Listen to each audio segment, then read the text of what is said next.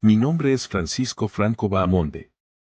Para algunos, fui un salvador, para otros, un tirano. Pero más allá de lo que se diga sobre mí, existe una verdad que muy pocos conocen. Si quieres entender mi vida, mi visión y las decisiones que tomé, te invito a quedarte hasta el final. Hoy, seré yo mismo quien cuente mi historia, como nunca antes se ha oído. Nací en 1892, en un pequeño pueblo costero de Galicia llamado El Ferrol. Era un lugar marcado por la tradición marinera, donde los días transcurrían al ritmo de las olas y el sonido de los barcos atracando en el puerto. Mi familia pertenecía a la hidalguía, y por generaciones habíamos servido a España con honor. Mi padre, Nicolás Franco, trabajaba como intendente de la Armada, un hombre estricto y distante, pero eficiente en su oficio. En cambio, mi madre, Pilar Bahamonde, era el corazón de nuestra familia. Su fe y dedicación a la religión nos guiaron en tiempos de incertidumbre. Desde niño, ella me enseñó que el deber hacia Dios y la patria eran los pilares de nuestra existencia. España no era la nación poderosa de antaño. A finales del siglo XIX, el imperio que había dominado el mundo se encontraba en pleno declive. La guerra con Estados Unidos en 1898 fue un golpe devastador. Perdimos Cuba, Puerto Rico y Filipinas. Recuerdo las conversaciones de los adultos, cargadas de dolor y resignación, mientras lamentaban la caída de nuestra gloria pasada. A pesar de ser solo un niño, entendía que el destino de España pendía de un hilo. Era una nación herida, necesitada de líderes fuertes que la devolvieran al lugar que merecía. Desde pequeño soñaba con ser marino, siguiendo los pasos de mi padre y de mis ancestros. Pero el desastre de 1898 cerró las puertas de la Armada a las nuevas generaciones, y con apenas 14 años, tuve que replantearme mi futuro. En 1907, ingresé en la Academia de Infantería de Toledo. Era uno de los cadetes más jóvenes, y mi baja estatura y delgadez me convirtieron en el blanco de burlas constantes. Pero no me dejé intimidar. En este mundo, el respeto no se otorga, se gana. Cuando los veteranos intentaron someterme en una novatada, respondí con fuerza, dejando claro que no era un niño débil.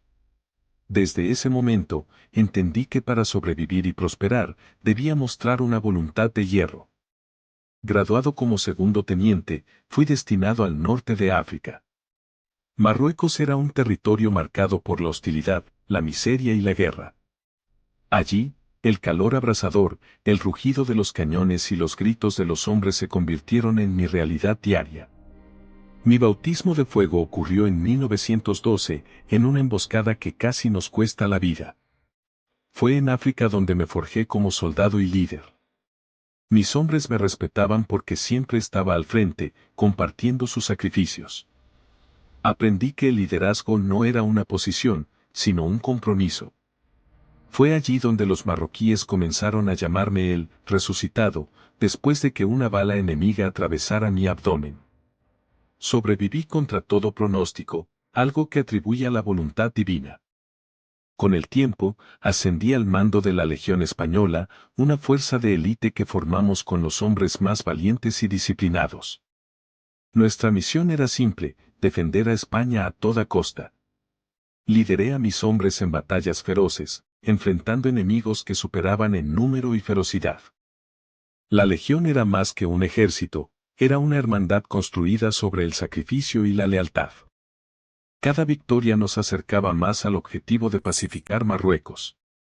Pero mientras yo combatía en África, España se sumía en el caos. La República había traído promesas de cambio, pero en la práctica, solo trajo división.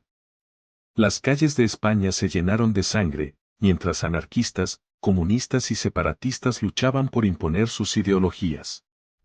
Para mí, era evidente que España necesitaba orden, un liderazgo firme que uniera a la nación. En 1934, me enviaron a sofocar la revuelta de Asturias, una rebelión que dejó miles de muertos y heridas profundas en el tejido social. Fue un episodio que marcó mi visión del futuro. No habría paz si no restaurábamos el orden con mano firme. En 1936, tomé la decisión más difícil de mi vida. El 18 de julio, lideré el alzamiento militar que daría inicio a la Guerra Civil Española. No fue un acto impulsado por la ambición, como muchos afirman, sino una respuesta a la anarquía que amenazaba con destruir a nuestra nación. Sabía que no todos entenderían mis razones, pero estaba dispuesto a soportar el peso de sus juicios.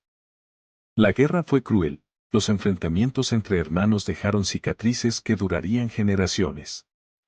A medida que los combates se intensificaban, asumí el mando absoluto. No era una elección fácil, pero era necesaria. España necesitaba una figura fuerte para guiarla en su momento más oscuro. La victoria en 1939 no trajo una paz inmediata. España estaba en ruinas, las ciudades destruidas, las familias divididas y el pueblo exhausto. Reconstruir el país fue un desafío monumental. Establecí un régimen basado en la estabilidad, en la preservación de la tradición y en la unidad nacional.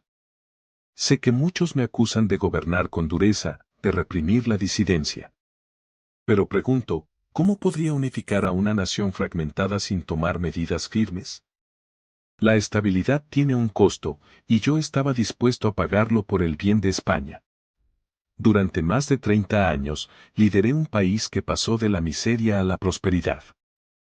Implementamos reformas económicas, modernizamos la industria y dimos pasos hacia un futuro más prometedor.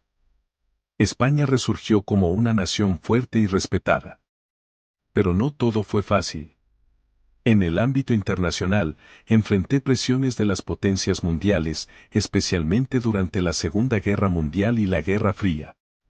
Me mantuve neutral, protegiendo a España de los conflictos que devastaron Europa. Sin embargo, sabía que mi tiempo al frente de la nación era finito.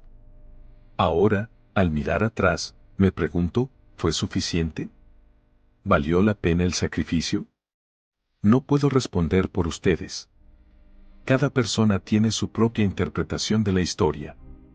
Pero sepan esto, cada decisión que tomé, cada sacrificio que soporté, fue por un ideal más grande que yo mismo, una España fuerte, unida, y capaz de enfrentar cualquier desafío. Mi legado está en sus manos, para juzgarlo como crean conveniente. Si quieres conocer la verdad detrás de mis acciones, quedarte hasta el final será tu primer paso para entender mi historia. Esta es la vida de Francisco Franco, contada por mí mismo, sin filtros ni adornos. La historia de España está llena de personajes como yo, que marcaron su destino para bien o para mal. Si deseas seguir explorando las voces de nuestro pasado, suscríbete a Viajando por la Historia. Cada relato es un paso más hacia el entendimiento de quiénes somos.